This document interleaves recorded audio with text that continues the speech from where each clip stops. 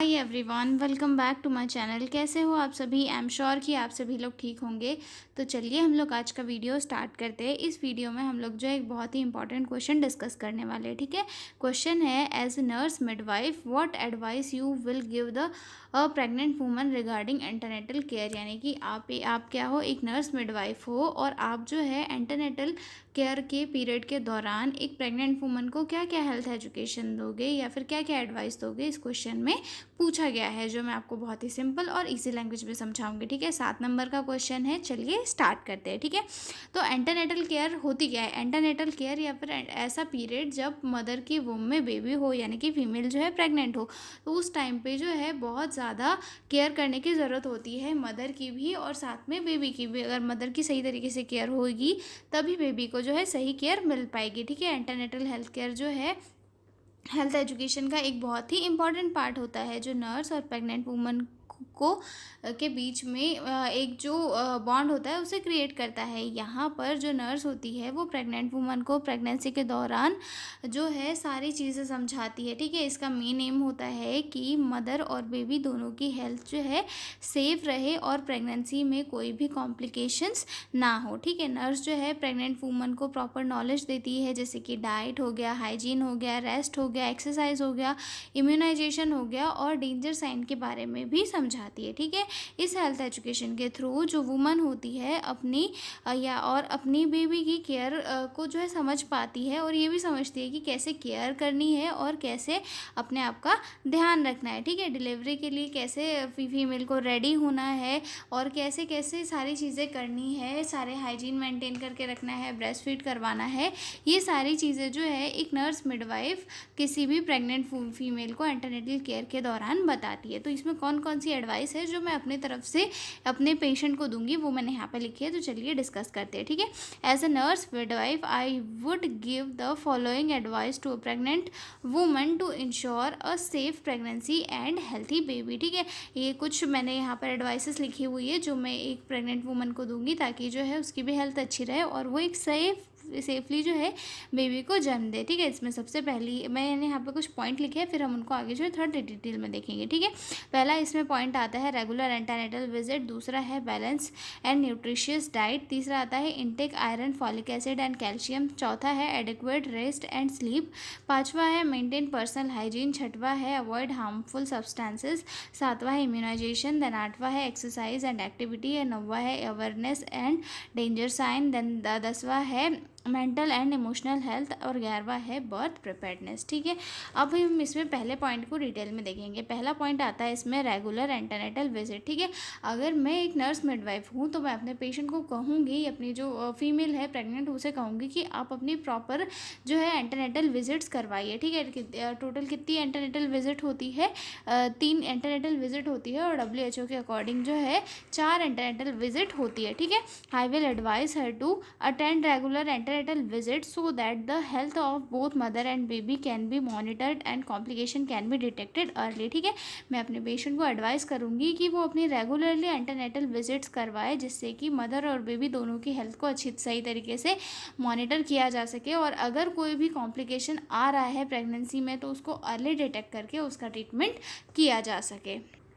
अगला पॉइंट आता है बैलेंस एंड न्यूट्रिशियस डाइट। ठीक है, मैं अपने पेशेंट को क्या कहूँगी कि वो एक सही और बैलेंस डाइट ले। ठीक है, I will advise her to take balance diet including green leafy vegetables, fruit, milk, eggs and protein rich food for proper foetal growth. ठीक है, मैं अपने पेशेंट को एडवाइस करूँगी कि वो एक बैलेंस डाइट ले, क्योंकि उसकी बॉडी में जो है एनर्जी की या फिर न्यूट्रिशन की बहुत ज़्यादा नीड है, क्योंकि वहाँ पर सिर्फ एक इंसान नहीं है, दो इंसान का वहाँ पर जो है पूरा होना है। बच्चे के ग्रोथ और डेवलपमेंट के लिए सही डाइट बहुत ही ज़रूरी है। तो मैं पेशेंट को कहूँगी कि आप जो है सही अच्छी हरी सब्जियाँ खाए, फ्रूट्स खाए, दूध पिए, अंडे खाए अगर पेशेंट अंडे खा सकता है तो, और साथ में प्रोटीन रिच डाइट ले, जिससे कि जो है बच्चे की भी ग्रोथ सही रहे और फीमेल को भी कोई भी डेफिशिएंसी डिसीज़ क्रिएट ना हो सके। ठीक है, अगला आता है हमारा iron and folic acid and calcium intake. ठीक है, और उसके बाद मैं पेशेंट को क्या एडवाइस करूँगी कि वो आयरन एंड फॉलिक एसिड या फिर कैल्शियम की टैबलेट्स का इंटेक करे, ठीक है। I will advise her to take prescribed supplements regularly to prevent anaemia and support healthy development of the baby, ठीक है।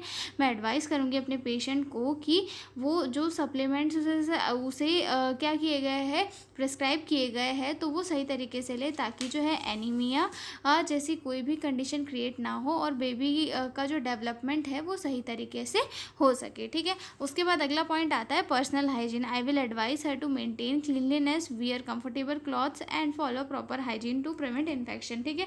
मैं अपने पेशेंट को एडवाइस करूँगी कि वो प्रॉपर हाइजीन मेंटेन करके रखे, ठीक है। खाने से पहले हाथ धोए, धुली हुई चीज़ों को ही यूज़ करे, ठीक है। साफ़ सुथरे कपड़े पहने, कंफर्टेबल कपड़े पहने और प्रॉपर हाइजीन मेंटेन करके रखे, ताकि कोई भी इन्फेक्शन जो है उसके तक ना पहुँचे और वो बिना मतलब उसको भी कोई इन्फेक्शन ना हो और साथ में उसका जो बेबी है वो भी इन्फेक्शन से दूर रह सके, बेबी भी इन्फेक्शन से क्या हो सके, प्रिवेंट हो सके, ठीक है।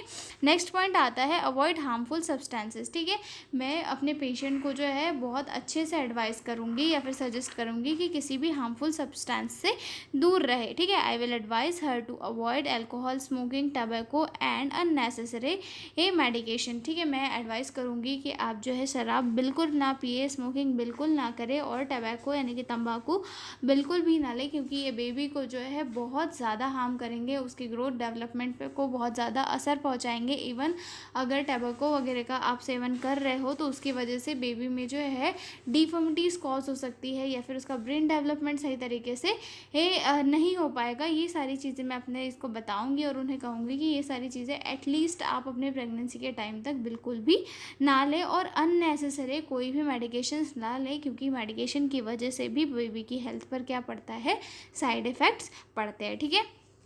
नेक्स्ट पॉइंट आता है इम्यूनाइजेशन, ठीक है। I will advise her to take all recommended vaccines, especially tetanus toxoid, to protect herself and baby, ठीक है। और मैं अपने पेशेंट को क्या करूँगी, एडवाइस करूँगी कि वो जो है वैक्सीन्स, जो टीटी की जो वैक्सीन है वो प्रॉपरली लें। इवन मैं ही उसे जो डोज है उसके फर्स्ट, सेकंड और बूस्टर डोज वो लगाने के लिए कहूँगी, ताकि जो है बेबी और वो जो है प्रोटेक्ट रहे डिसीज़ से। नेक्स्ट पॉइंट आता है exercise and physical activity. I will advise a pregnant female to do light exercise like walking and avoid strenuous activities, ठीक है। मैं अपने पेशेंट को एडवाइस करूँगी कि वो लाइट एक्सरसाइज करे, बिल्कुल भी अपनी बॉडी को स्ट्रेच ना करे, क्योंकि इसकी वजह से कॉम्प्लिकेशन क्रिएट हो सकते हैं। तो उसे हल्की हल्की एक्सरसाइज जैसे कि चलना, घूमना फिरना हो गया, ऐसी एक्सरसाइज करने के लिए मैं अपने पेशेंट को इनकरेज करूँगी, ठीक है। अगला पॉइंट आता है अवेयरनेस ऑफ डेंजर साइन। मैं अपने पेशेंट को बताऊँगी कि किसी भी डेंजर साइन से अवेयर रहे, ठीक है। I will advise her to immediately report danger sign such as bleeding, severe headache, swelling, blurred vision और डिक्रीज फीटल मूवमेंट, ठीक है। मैं अपने पेशेंट को कहूँगी कि आप जो है कोई भी, अगर आपको ऐसा कोई साइन दिखे कि आपके वेजाइना से जो है ब्लड बाहर आ रहा है, या फिर सीवियर हेडेक हो रहा है, या फिर स्वेलिंग हो रही है बॉडी में, ब्लड विजन हो रहा है, मतलब सही तरीके से दिखाई नहीं दे रहा है, या फिर फीटल मूवमेंट अगर डिक्रीज हुआ है, तो आप जल्दी से जो है आकर उसका ट्रीटमेंट कराएं या फिर हेल्थ केयर सेटिंग में जाकर उसको चेक करवाएं, क्योंकि ये जो है कॉम्प्लिकेशंस क्रिएट कर सकता है या फिर यहाँ पर जो है फीटल डेथ भी हो सकती है। तो जल्दी से जाकर अपने near by health care setting में अपना ट्रीटमेंट कराएं, जिससे कि जो प्रॉब्लम है उसे जल्दी से आइडेंटिफाई करके उसको ट्रीट किया जा सके, ठीक है।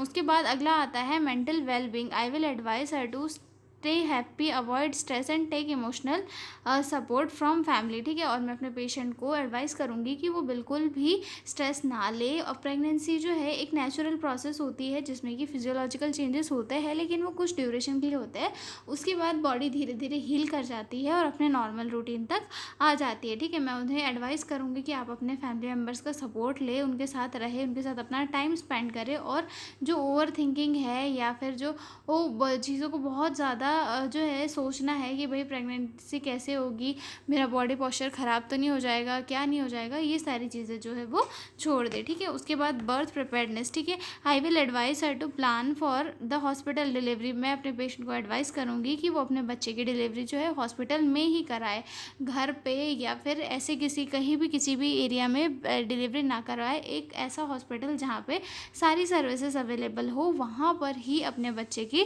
डिलीवरी के लिए मैं अपने पेशेंट को इनकरेज करूँगी, ठीक है। और साथ में जो है ये भी एडवाइस करूँगी कि जैसे ही लेबर पेन शुरू हो, वैसे ही आप जो है ट्रांसपोर्ट के लिए एक इमरजेंसी कॉन्टैक्ट रखें कि जैसे ही आपको लेबर पेन शुरू हो रहा है, वैसे ही आप जल्दी से अपने हॉस्पिटल में पहुँच जाओ, ठीक है? साथ ही मैं उनको क्या समझाऊँगी, थोड़ा साइकोलॉजिकल सपोर्ट प्रोवाइड करूँगी और उसके बाद में ब्रेस्ट फीडिंग से रिलेटेड उन्हें एजुकेशन दूँगी कि ब्रेस्ट फीडिंग के क्या-क्या फ़ायदे हैं, 6 महीने तक आपको ब्रेस्ट फीड करवाना ही करवाना है।